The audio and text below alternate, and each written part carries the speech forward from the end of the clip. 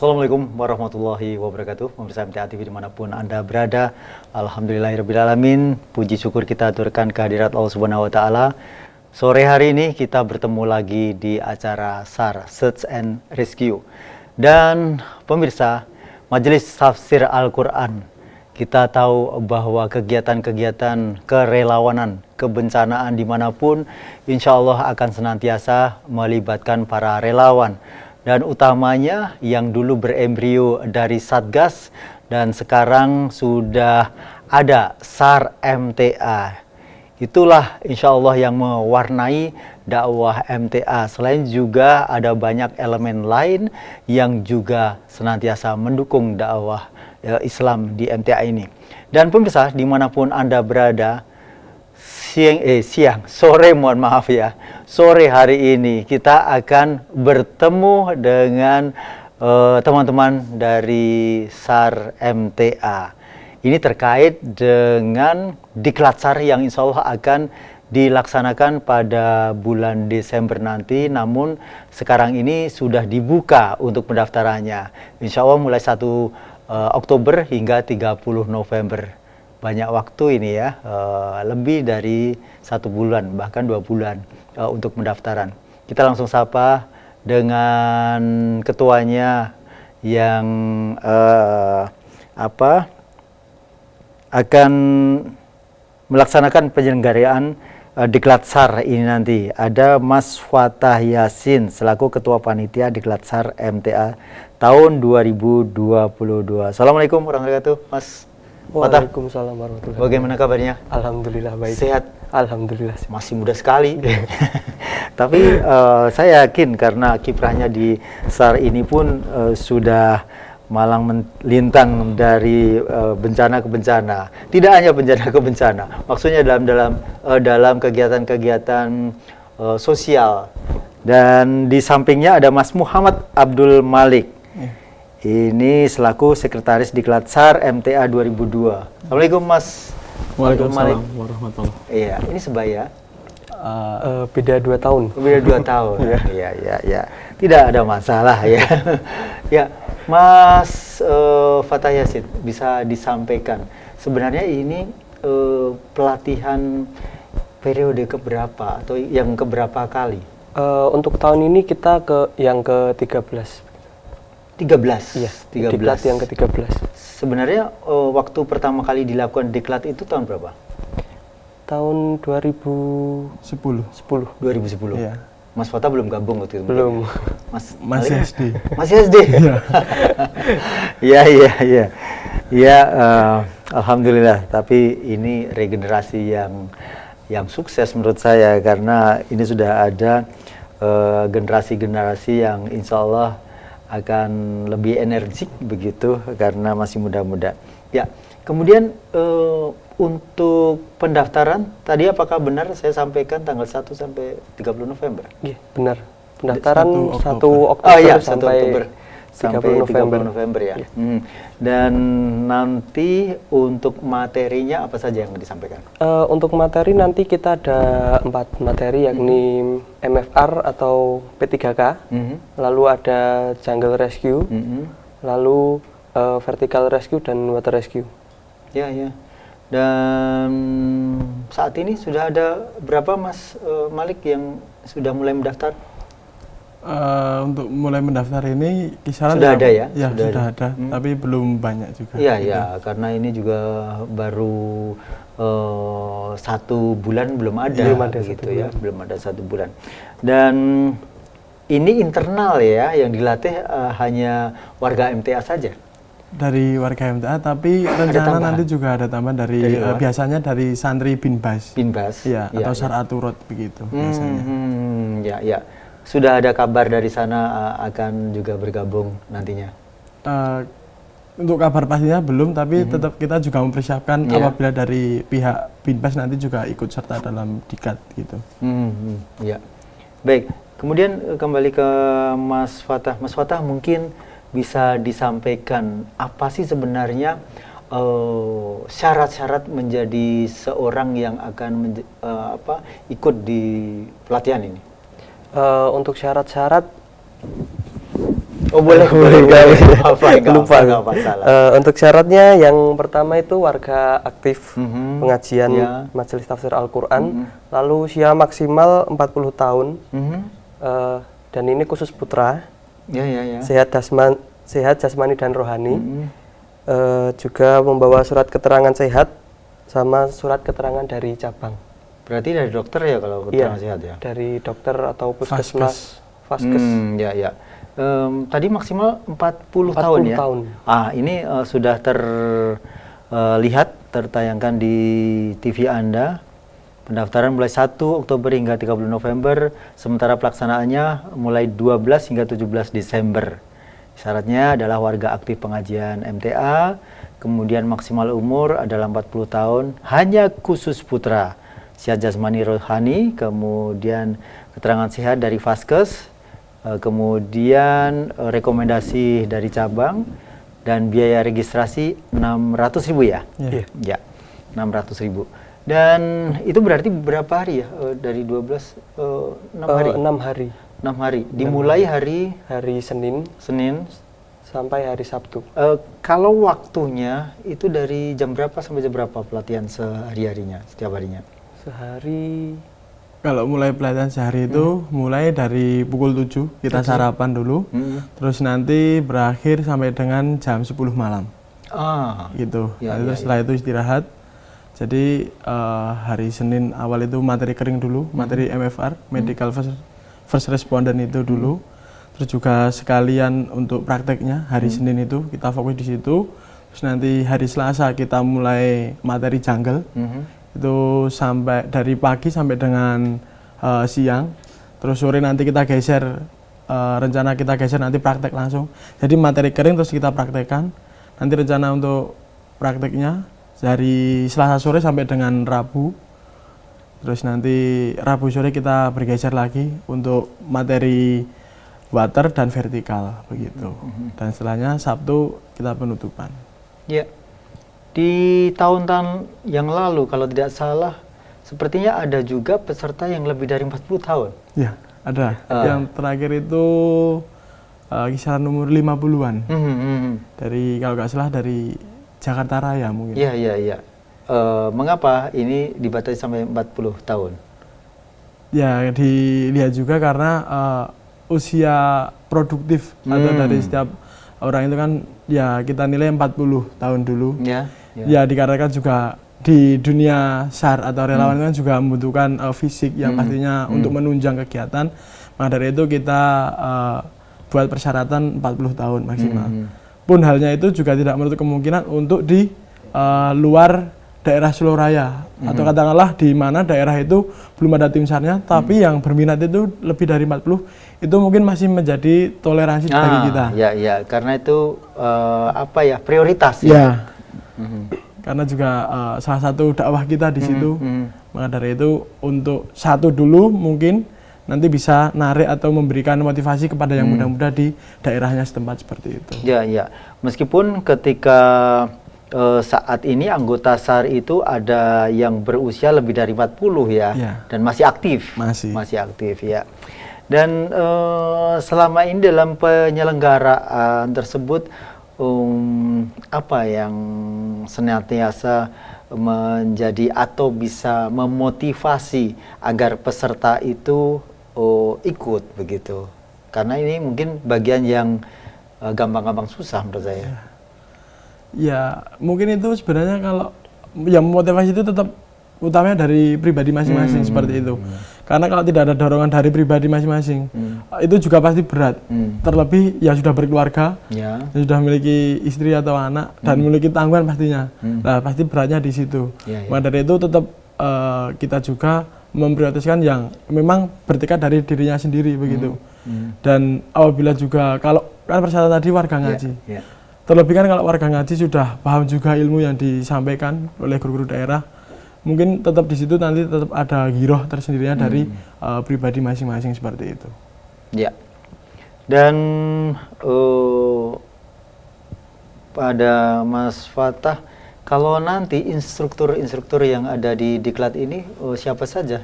Atau internal saja atau mungkin dari Basarnas juga akan dihadirkan? Untuk instruktur nanti kita pakai yang internal tapi juga didampingi dari Basarnas. Dan itu satu kewajiban ya ketika Basarnas itu harus tetap memantau atau mengawal acara-acara diklat dimanapun sebenarnya. Sebenarnya tidak mesti. Enggak begitu wajib. Oh. Tahun kemarin kita juga mengadakan diklat tapi instruktur dari internal semua tanpa melibatkan Basarnas. Peserta yang ada di diklat itu semuanya setelah selesai apakah juga mendapatkan sertifikat begitu? Insya Allah mendapatkan sertifikat. Tapi itu sertifikatnya internal. Internal. Apa yang membedakan antara sertifikat internal dan eksternal? Internal yang buat dari kita sendiri. Iya, tahu betul. Tapi kalau eksternal kelasnya nasional kalau dari Basarnas itu. Begitu. Legal formalnya yang membedakan. Ya. Namun itu juga menjadi pertimbangan ya, atau ketika pas di TKP atau pas lagi operasi kebencanaan begitu ditanya, sudah punya sertifikat belum sih sebenarnya? Enggak ya. Iya. Keburu korbannya tertawa. Hanya utur-uturan. Baik. Dalam persiapan ini sudah sejauh mana yang dilakukan untuk panitia? Untuk saat ini kami masih di perizinan tempat-tempat. Survei. Mana saja nanti yang akan rencana dilakukan untuk kegiatan diklat ini? Di Tlogon Lingo, di Bukit Mungrang, Tawangmangu, lalu di Gunung Gamping, Bandar Dawung, juga termasuk Tawangmangu. Terus nanti kalau waternya di Waduk Ndelingan.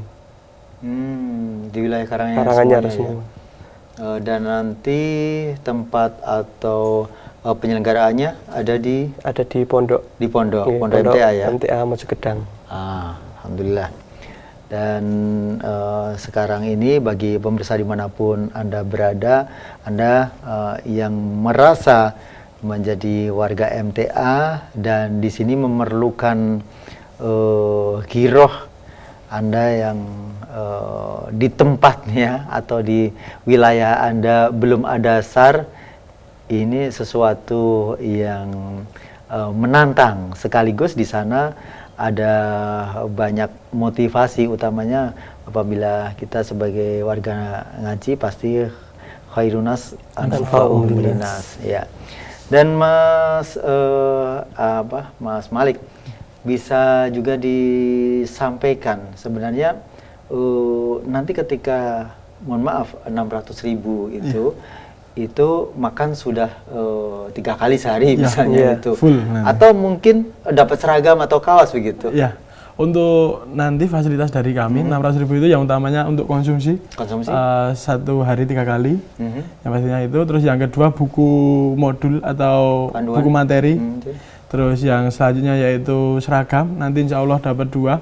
Satu itu seragam untuk di operasi darat, dan yang kedua itu seragam untuk operasi air. Karena melihat juga teman-teman kita itu yang di Jakarta itu sudah diberlakukan untuk operasi air itu ada pakaian khususnya, pakaian air itu. Nah, maka dari itu kita juga mulai dari Diklat Angkatan 13 ini kita mungkin menyediakan 2 jenis pakaian untuk operasi seperti itu. Saya belum begitu paham pakaian untuk air. Ya. Nah, ini seperti apa? Apakah seperti karet apa? Saya nggak ngerti. Jenisnya itu likra yang lebih seperti manset itu. Manset. Ya, kain baju manset. Yang ya lebihnya seperti pakaian renang lah seperti itu. Oh, begitu. Karena dari Basarnas sudah ada SOP-nya seperti itu, kalau di air itu harus menggunakan pakaian air begitu. Ya. Meskipun itu juga kondisional ya. Ketika operasional berlangsung, aku belum pakai likra misalnya begitu lah, itu nggak mungkin, akan cari dulu baru kita menolong, itu nggak mungkin. Dan selama ini apa yang menjadi evaluasi dari penyelenggaraan sebelumnya yang mungkin dirasa untuk melengkapi kekurangan-kekurangan yang sebelumnya? Kalau dirasa evaluasi, ya sebenarnya saya juga bergabung baru 2 tahun ini di diklat terakhir sebelum corona kemarin. Oh iya. Setelah corona juga kita off, belum ada diklat lagi. Mungkin kalau evaluasi mendengar dari senior-senior atau teman-teman sejawat itu, diklat itu yang pastinya bisa mencakup ke 4 materi tadi. Karena beberapa kali itu terjadi diklat itu seperti di Ngawi, terbagi menjadi 2 teman-teman itu. Ada yang vertikal sendiri, ada yang water. Jadi yang vertikal nggak mendapat water, yang water nggak mendapat. Padahal itu satu periode waktu pelaksanaan. Iya. Mengapa bisa begitu? Nah, kita juga belum tahu sebenarnya. Terus juga beberapa kali itu juga tempatnya kurang memadai. Padahal itu evaluasi yang kita ambil dan solusinya itu kita mengambil yang strategis lokasinya tetap untuk jungle-nya di Telogon Delingo itu. Terus untuk vertikal kita rencana juga di Gunung Gamping yang mana kita mencari lokasi yang mendekati kejadian asli. Biar nantinya juga teman-teman itu ketika menghadapi operasi sesuai dengan di lapangan, biar tidak istilahnya biar tidak kaget seperti itu. Ya, saya melihat siapa tahu ada yang bertanya melalui line YouTube ya. Baik, terus kemudian apa pula kekurangan dari personil-personil yang mengikuti, peserta-peserta yang mengikuti ini? Mungkin dari sisi fisik saat ini sudah mulai dipersiapkan. Kemudian kalau di masa lalu semuanya dadaan misalnya seperti itu. Bisa sampaikan. Mungkin yang jelas untuk yang bisa dipersiapkan dari sekarang fisik, dan kami juga dianjurkan itu kalau yang pernah patah tulang dalam kurun waktu 1 tahun dianjurkan belum ikut diklat terlebih dahulu karena kan masih pemulihan dari frakturnya itu tulangnya. Dari itu mungkin kalau selang masih 1 tahun ya jangan ikut dulu, mungkin bisa di periode kedepannya. Terus yang selanjutnya juga mungkin perizinan apabila yang sudah berkeluarga segera, istilahnya kalau udah memang memiliki tekad bisa dikomunikasikan dulu dengan keluarga. Takutnya nanti kan setelah yang namanya berkeluarga tiba-tiba ditinggal pergi kan juga beda nanti. Nah mungkin bisa mulai dibangun komunikasi dengan keluarganya. Ya walaupun saya belum berkeluarga. Ya baik bagus itu. Jadi itu hal-hal yang mungkin perlu diperhatikan ya. Dan saya juga ingin tahu apakah karena dengan kondisi wilayah-wilayah MTA yang ada di seluruh Indonesia, kemudian mungkin ada juga peserta yang sebenarnya ingin mengikuti namun berhalangan karena jarak dan biaya dan sebagainya. Ini apakah juga disajikan secara online ketika acara itu berlangsung, pelatihan itu berlangsung? Iya, untuk pelatihan online-nya itu sebenarnya kita laksanakan pada bulan November depan. Bulan depan itu seperti materi pembekalan sebelum ke praktek lapangannya. Nah, karena juga di majelis kita terbiasa apa-apa itu kita sengkuyung bareng atau kita bersama-sama. Pastinya apabila ada dari warganya atau dari daerah jauh itu mau ikut, ya itu tadi tetap harapannya menjadi tanggung jawab dari perwakilan atau cabangnya masing-masing untuk memfasilitasi. Toh apa juga saudara kita yang mau berangkat itu juga untuk salah satu dakwah di majelis kita. Jadi seperti yang disampaikan Al-Ustadz di Ahad pagi atau di pengajian di cabang-cabang itu kan ada yang terjun ke lapangan, ada yang membantu finansial seperti itu. Jadi kita keluarga ya saling melengkapi satu sama lain. Jadi yang bisa berangkat secara fisik atau tenaga berangkat. Nah, yang belum bisa berangkat bisanya membantu dengan finansial. Ya dibantu dengan finansial. Ya salah satunya mempraktekkan atau mengamalkan hasil kaji yang telah didapatkan seperti itu. Jadi kalau masa finansial untuk daerah-daerah jauh dari Solo mungkin itu tidak menjadi soal karena juga pasti dari warga cabang atau perwakilan sudah memahami hal itu dan pasti mereka juga lebih paham dan ilmunya lebih banyak seperti itu. Ya. Itu sudah sering kita terapkan dalam kebersamaan itu, insya Allah tidak ada yang tidak mungkin bisa dilakukan ya. Iya. Baik. Kemudian ke Mas Fatah. Mas Fatah mungkin bisa disampaikan juga saat ini terkait dengan alat-alat yang digunakan ketika nanti dilakukan pelatihan itu sendiri. Apa diantaranya yang perlu disiapkan dalam 4 materi itu? Sebentar. Lupa. Iya.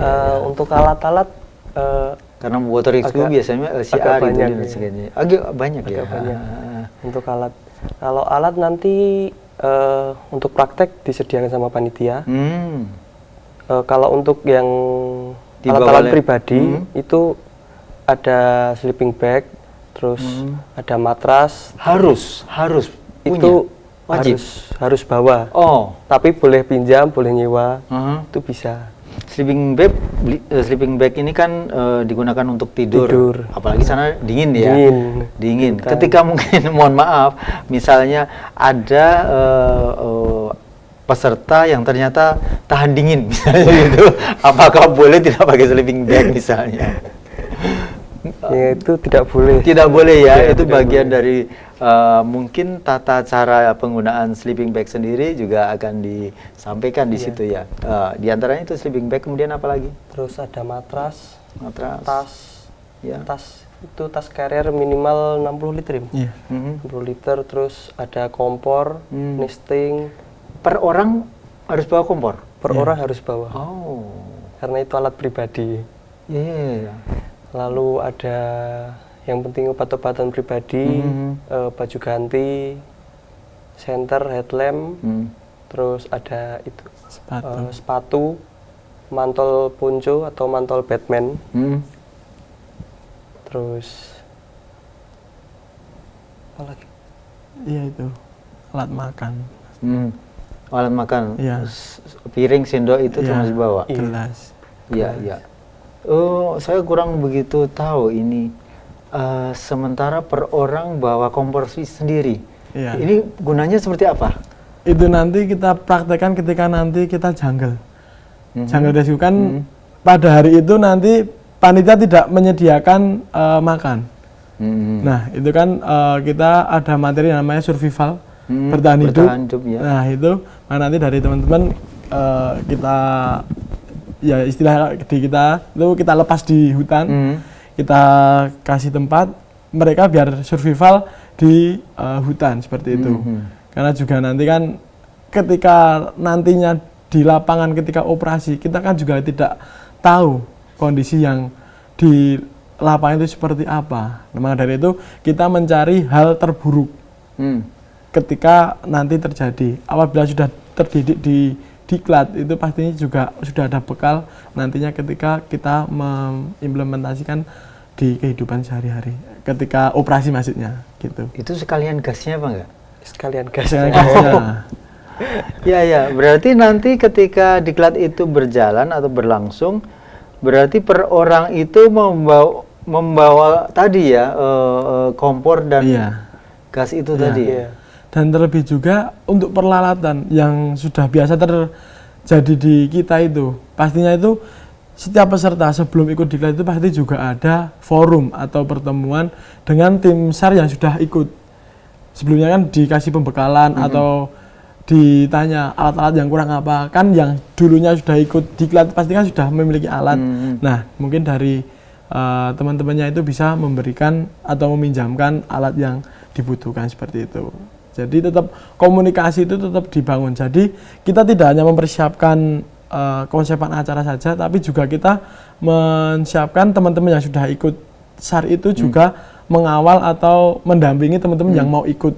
Toh karena mereka juga akan menjadi bagian dari kita. Jadi tetap kita bantu segala persiapannya seperti itu. Dan tidak menyingkirkan dari hal lain, tetap diusahakan dari peserta dulu untuk usaha. Biar apa ya juga dari teman-teman ini tidak menggampangkan atau ngentengkan atau jaga seperti itu. Jadi biar mereka usaha dulu, nanti dari teman-teman tetap nanti juga membantu seperti itu. Iya.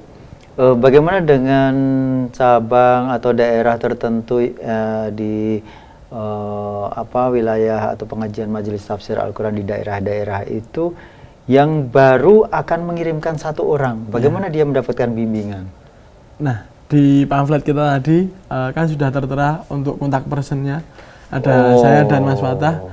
Nah, itu tinggal nanti teman-teman atau saudara yang dari jauh yang belum tahu nanti bisa kontak kita begitu. Ya. Dan kemudian saya juga ingin tahu pula ketika acara itu berlangsung, tadi juga disampaikan mendapatkan sertifikat selesai. Apakah ada juga yang tidak lulus?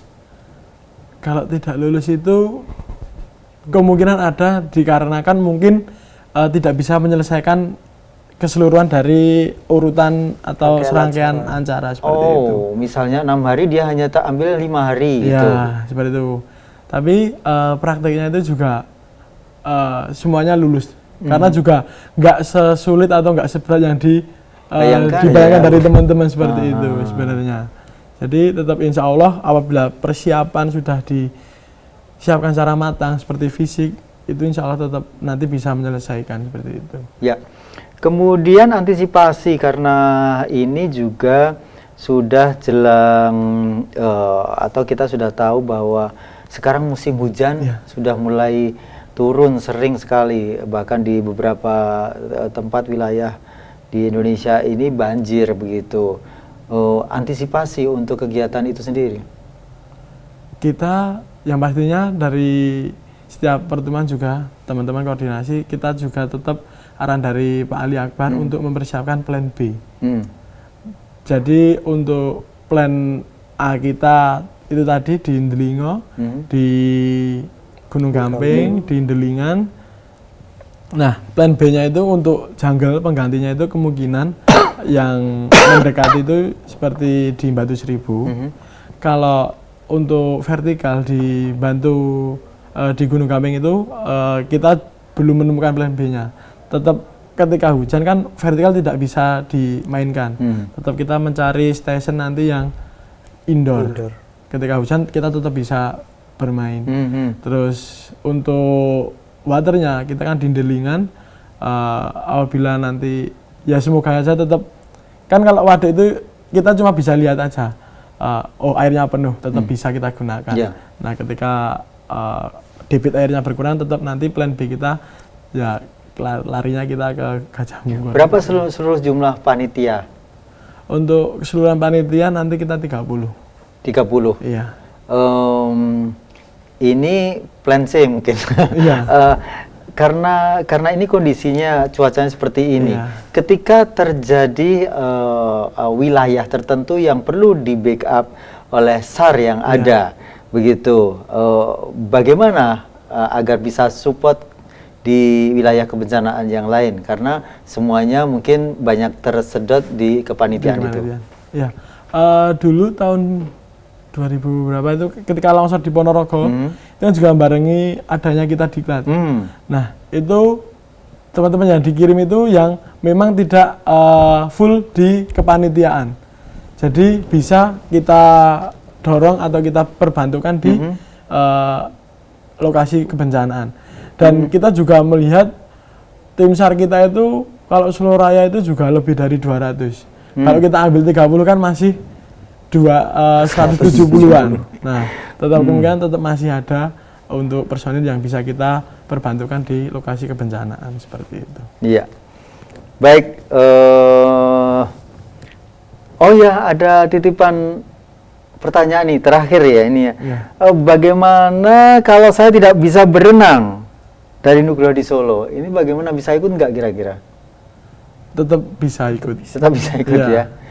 Kan nanti juga namanya pelatihan kan nanti kita juga dilatih di situ, dan ketika nanti sudah masuk mungkin nanti bisa masuk ke bidang atau ke bagian-bagian yang ada di sana. Seperti itu. Baik, terima kasih Mas Fatah dan Mas Malik atas kehadirannya, informasinya yang insya Allah akan memberikan sosialisasi kepada para pemirsa di MTA TV kali ini. Dan mudah-mudahan bagi Anda yang mendengar acara ini bisa sounding atau bisa sharing ke teman-teman yang lain. Terima kasih atas perhatian Anda. Siapkan fisik Anda dan mental Anda untuk hadapi atau ikuti Diklat SAR yang akan bisa Anda ikuti di bulan Desember. Saya Rudi Arfianto, Assalamualaikum warahmatullahi wabarakatuh.